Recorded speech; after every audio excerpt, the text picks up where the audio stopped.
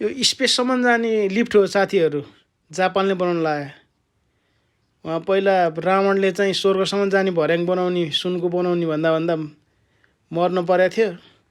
यो जापानको प्रोजेक्ट हो, एकदम महत्त्वकाङ्क्षी। अहिले चाहिँ पुरै है माथि आकाशमा झुन्ड्ने जस्तो पुरै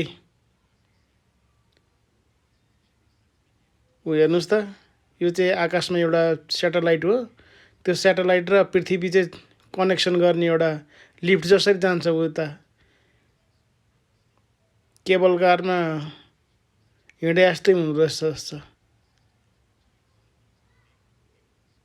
अब स्याटेलाइट नै दुईवटा राख्ने रहेछ, अनि त्यहाँबाट फ्लोट गर्ने रहेछ।